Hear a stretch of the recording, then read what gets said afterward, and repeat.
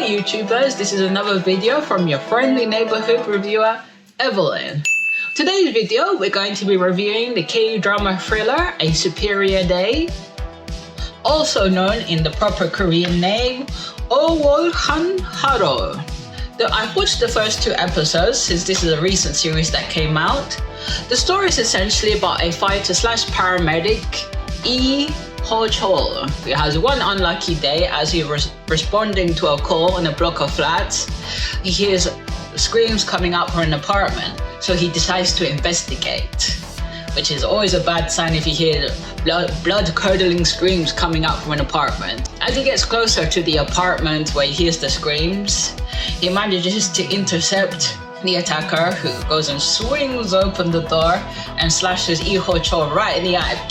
And there's a struggle where Lee Ho-chol's on the ground. He's calling, the emergency services as an emergency, but the attacker goes and stabs him right in the back.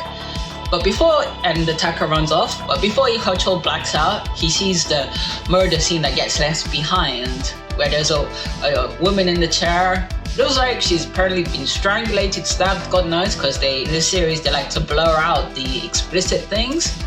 And before blacking out, Lee Ho-chol sees that the murderer has painted the portrait of the murder, supposedly using the victim's own blood. We get next to the next shot where Lee Ho-chol is in the hospital bandaged up from head to toe, and we get introduced to his wife, who is a police detective, where she gets the call that her husband has been attacked quite brutally. In my sense, I believe the wife displays some emotional manipulation, that she lacks some empathy. It's really cold looking in terms of the relationship.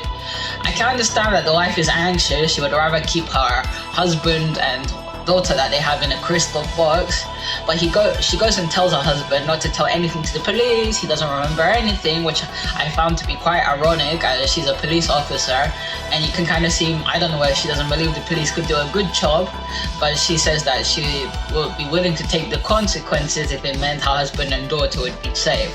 So we get flash forward after the aftermath. I have to assume it was 2 years forward, where the family has relocated into a new block of flats. But however, Lee Ho-chol is struggling with PTSD. He's not working as a firefighter, and he's left in charge primarily of their teenage daughter. And we can see that the wife spends the majority of the time in the police station. So another part of this series that was very telling, I don't know whether it's the Korean mindset, that there's a lack of emotional support for somebody experiencing PTSD, because we get the sense that Lee Ho-chol gets nightmares about the killer coming in, killing his wife and daughter, and he's there checking the house whether it's secured.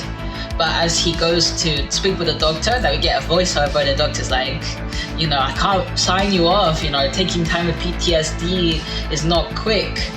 To me, it sounded forceful that, people are telling him instead of emotional support or some way to, climb out of it. And with the episode, we get introduced to Lee Ho-chol and his wife's daughter, Sua. And the daughter, to be honest, is a little bit of a brat. We can tell that Lee Ho-chol hasn't got the emotional capability at the moment to handle his daughter. Like, the daughter kind of, sideswipes the dad in a lot of ways. In other parts in the first episode, we get introduced to 2 male figures that have close relationship with Lee Ho-chol's daughter. One, the art teacher, who apparently lives in the opposite apartment from them, in which Seo has private art lessons with him. What I found to be creepy was the way the art teacher described Seo's hands as beautiful, and it's kind of, when people give up a creep factor, and you can clearly see that Lee Ho-chol has no idea what's going on with his daughter. When he starts talking with the art teacher, it's like all the things that he's telling her dad seems to be like news for the first time, which to me is red flags everywhere. And the second male that we get introduced to is a security guard that works in the block of flats and apparently lives in the basement. Apparently the security guard helped Sua, Lee Ho-chol's daughter, with bullies, even help her look after a cat that they have. Because the red flag here, clearly both people are like 15 years older than the daughter. I assume the daughter's like 14, 15. And as well that the daughter kind of feels like with everything that happened to her dad, the mom, that she doesn't want to worry her parents about things going on. And then we see the second murder scene that's happened, where this poor girl apparently has one hand tied onto the chair, and we get this mysterious figure feeding this girl a plate full of glass. And then we get the graphic scene that gets blurred out of the girl being forced to consume each shard of glass. And of course, she ends up dying. And the aftermath of this murder scene is either Lee Ho-chul is the most unluckiest man in the world, in South Korea in this case, whoever the murderer is targeting him. When Lee Ho-chul comes back with his daughter Sua to, back from wherever they came from school, he clearly sees the police there, the murder scene, and they find out that the girl who died was another resident within the block of flats. And this triggers Lee Ho-chul immensely, understandably, that in his place of sanctuary is being interrupted by a murder. And even worse is in his, where he lives. And you can see him going through an episode. And of course, the wife gets wind of this because she works in the police station. And again, she shows a lack of empathy towards her husband. It's like, to me, it's emotional manipulation that she's like, tells him, I don't want nothing bad to happen to you. Stay out of the case. Don't talk to anybody. And instead of Lee Ho-chul being open, to tell his wife about his worries, he's been put in that compromised position that he doesn't want to worry his wife. So he's like, okay, but you can clearly see that there's something going on. Before we get to the main point of the story here, as Lee Ho-chul is coming back from the fire station when he's meeting his, old colleagues and stuff, and they like want to see him back, he gets walking to the underbridge of the cross, and then he sees his daughter like talking to the security guard. And of course, with like any, same parent, that raises a lot of red flags that why is his daughter going off with someone, clearly an older guy. So there's a little bit of an altercation that the security guard, and also we find out that the security guard was an ex-convict. Something happened that maybe wasn't his fault. So there's all these misconceptions about the security guard. And so that altercation happens, the daughter, pulls a straw up saying that there's nothing wrong with the guy. And then we move on to the next scene where Lee Ho-chul is like taking his daughter, I think, to school, and we get a sense he kind of feels a little guilty about how he reacted before, and he tells his daughter, stay here, I have to give you something, these tickets that apparently he got from one of his old colleagues but the tickets, we don't know what the ticket was about, maybe to go see a show, BTS, God knows what. In that moment when he leaves his daughter waiting in the underground, the daughter gets kidnapped. In a sense, a mysterious guy goes and injects the daughter with a tranquilizer in his neck, and then she disappears. And then we get to the crux of the end of episode 1 and towards the mystery of episode 2. Because the end of episode 1, he's frantically looking for his daughter, and then he gets a mysterious phone call from somebody over the phone saying that if you want to see your daughter alive, you have to follow my instructions. And then that's the end of episode 1 essentially. In episode 2 we get introduced to these two new figures, because in the synopsis of this we get that this ordinary guy is trapped between a contract killer and a serial killer, and apparently he has 24 hours. So this episode apparently is 6 episodes. So at first I was like, how can we believe in 24 hours all of this happened? But if you think about it, we have 24 hours in a day, we have 8 episodes, so it's 8 hours, so yeah. We can't suspend, belief there, because it's realistic in a sense. So in episode 2, we get suspicions confirmed that the serial killer is the art teacher. We don't know why he's targeting this guy, targeting Lee Ho-chul and his family, and that's yet that we have to find out.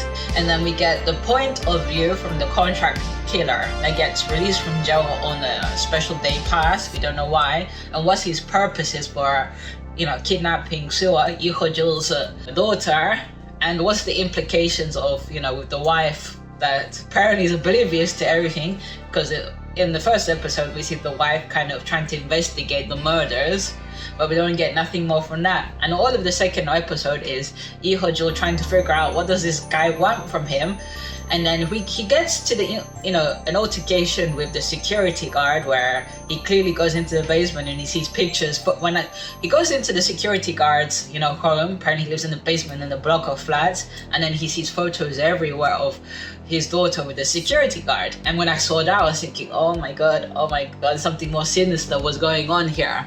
But apparently the security guard was generally like wanting to help his daughter because his own sister died in a tragic accident, and he kind of blamed himself because he didn't want those same things repeating. And as they get to see the security cameras, Lee Ho-jul sees his daughter being kidnapped at that point.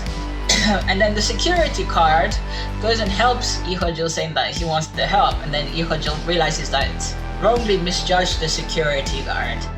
So they're trying to figure out where the daughter could be, maybe hidden in the block of flats, because apparently the contract killer told him that to wait for his call at 11:30 for more instructions, which clearly Lee Ho-jul didn't follow.